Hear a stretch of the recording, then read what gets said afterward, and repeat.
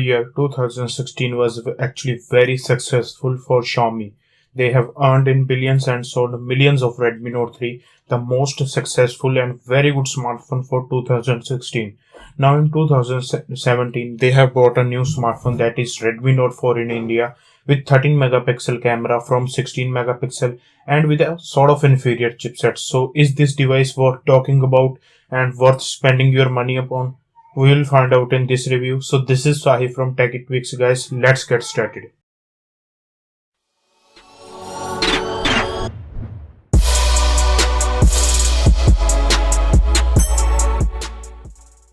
So let's start this review and talk about build quality. This device is very well built. It is having aluminium back with polished antenna lines. Upper and bottom parts are made up of plastic followed by 13 megapixel rear camera and dual tone LED flash and fingerprint scanner, and below that we have Me information. Bottom side has two speaker grills, out of which one is speaker and other is just a microphone with micro USB jack. No USB Type-C is present over here.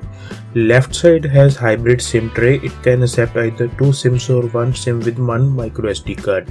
Upper side has 3.5mm audio jack, secondary noise cancellation, microphone, IR blaster. Now moving on to the right side of the device, we have power button and volume rockers with amazing tactile feel. Front side has speaker grill, 5 megapixel front facing camera, sensors and 5.5-inch Full HD IPS LCD panel. And below that we have 3 touch capacitive buttons.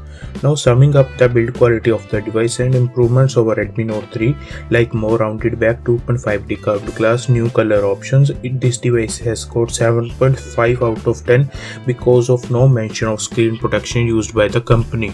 Now let's talk more about display quality on this device. Now on paper it is still using that same Full HD IPS LCD panel, but practically it has been improved over the Redmi Note 3.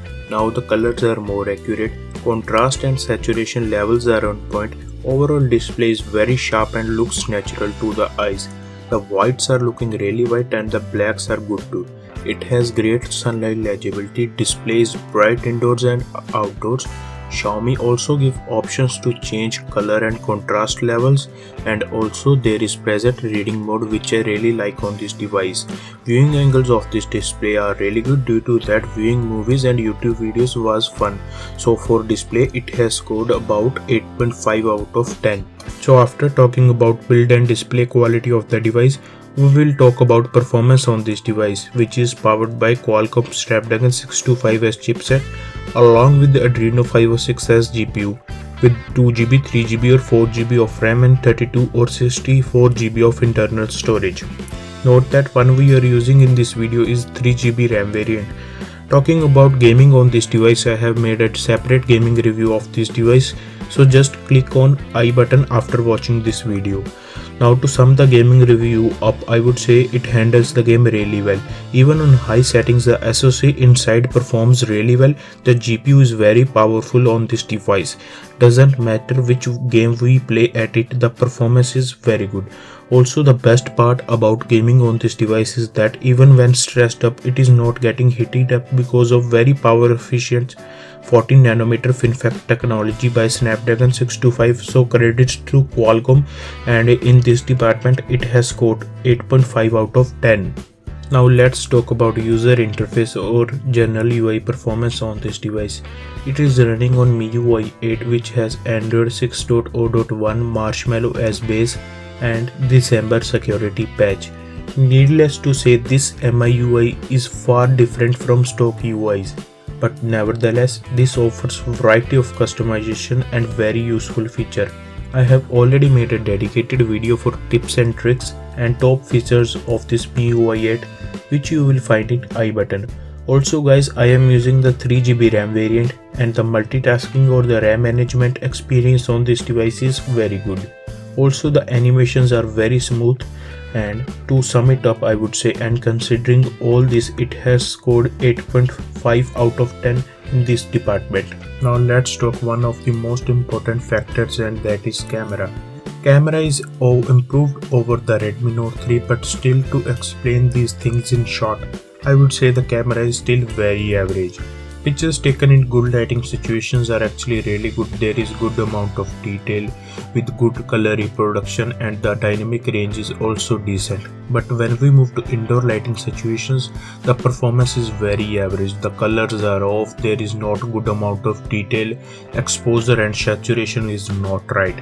Also, when we are in video, the audio pickup is not that great, although it has good amount of sharpness in it, but overall the colors are not that good, which could be improved by software update. The front facing camera, which is a 5 megapixel shooter, can take some very good shots in good lighting situation, but the performance in artificial lighting situation is below average. The video has same problems as that of rear facing camera, weak audio pickup and lack of dynamic range, and colors are not that great. So to sum this camera up, I would give it a rating of 6.75 out of 10.